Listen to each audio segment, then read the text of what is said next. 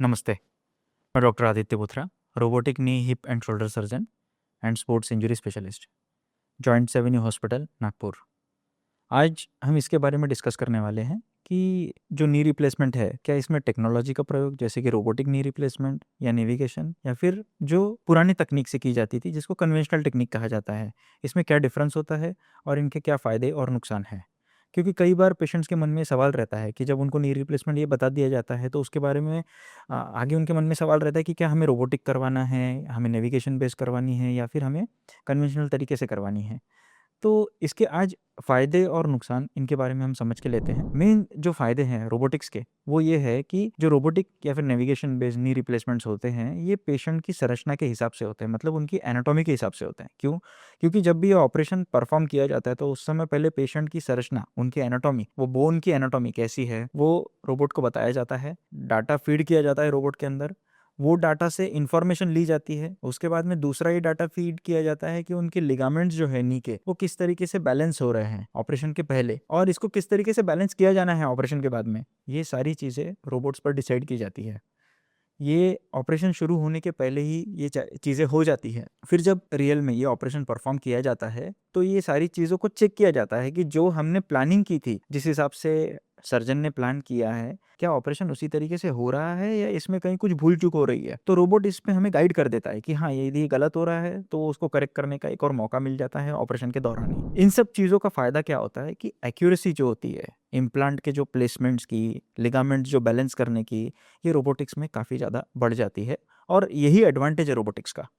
But robotics के नुकसान क्या है? क्योंकि रोबोटिक ये एक एडवांस टेक्नीक है, तो इसके लिए डिस्पोजेबल्स लगने वाले हैं, इसके लिए बर्स लगने वाले हैं ऑपरेशन करने के लिए, तो ये एक ऑपरेशन खर्चीला ऑपरेशन हो जाता है compare to conventional techniques. Conventional techniques में इन सब चीज़ों की कोई ज़रूरत नहीं होती, डिस्पोजेबल्स कम लगते हैं, इसीलिए ये ऑपरेशंस जो होते हैं रोबोटिक, ये खर्चीले हो जाते हैं। ये इसका एक नुकसान होता है कंपेयर टू कन्वेंशनल टेक्निक्स। अब हम आते हैं कन्वेंशनल टेक्निक्स पे। कन्वेंशनल टेक्निक्स में क्या फ़ायदे होते हैं? तो सर्जन यदि वेल ट्रेन्ड है तो वो इन सब चीज़ों को कन्वेंशनल टेक्निक में भी काफ़ी अच्छे तरीके से परफॉर्म कर सकते हैं, जैसे कि बैलेंसिंग करना, बोन के कट्स लेना, परफेक्शन के साथ लेना, इसमें काफ़ी प्लानिंग लगती है। लेकिन एक जो डिसएडवांटेज है कन्वेंशनल टेक्निक का, कि एक बार ऑपरेशन परफॉर्म करने के बाद आप अपने आप को ऑपरेशन चलते समय काउंटर चेक नहीं कर सकते। कोई भी सर्जन अपने आप को वापस से काउंटर चेक नहीं कर सकता कि क्या ये कट सही में उसी डायरेक्ट डिग्री में, डायरेक्शन में लिया गया है जैसे हमने प्लान किया था ऑपरेशन से पहले, जो कि रोबोटिक्स में किया जा सकता है। तो इसीलिए जो कन्वेंशनल टेक्निक्स होती है, इसमें एरर के जो 3 से 5 डिग्री का एरर जो होता है, ये बढ़ने के चांसेस ज़्यादा रहते हैं कंपेयर टू रोबोटिक टेक्निक्स में। बट एडवांटेजेस क्या है? ये कन्वेंशनल टेक्निक्स जो है, एक ही तरीके से, मतलब मैकेनिकल जो अलाइनमेंट होता है, इसी तरीके से परफॉर्म की जा सकती है। दूसरी चीज़ है कि इसमें कॉस्ट कटिंग की जा सकती है। क्यों? क्योंकि इसमें डिस्पोजेबल्स का खर्चा कम होता है। तो एक अफोर्डेबल रेट्स पर अच्छा ऑपरेशन आपके लिए परफॉर्म किया जा सकता है। ये मेन तरीके से डिफरेंस होते हैं कन्वेंशनल और रोबोटिक्स के।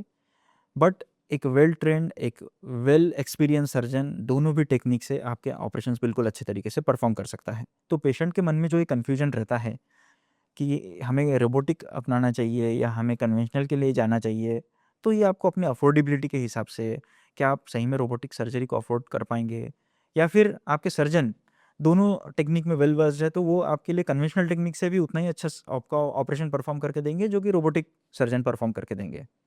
तो मेन तरीके से ऐसे बहुत ज़्यादा डिफरेंसेस नहीं देखे गए हैं, क्योंकि ये पाया गया है कि 3 से 6 महीने के बीच में most of the patients, whether वो रोबोटिक किए जा रहे हैं या कन्वेंशनल तरीके से ऑपरेशन किया जा रहा है, वो एक ही जैसे परफॉर्म करते हैं। यदि आपको रोबोटिक्स से संबंधित या कन्वेंशनल टेक्निक से संबंधित नी रिप्लेसमेंट, हिप रिप्लेसमेंट के बारे में कोई भी इन्फॉर्मेशन चाहिए, तो आप हमारे नीचे दिए गए कॉन्टैक्ट नंबर पे हमें कॉन्टैक्ट कर सकते हैं, मेल कर सकते हैं, और आप हमें आके विजिट भी कर सकते हैं। धन्यवाद।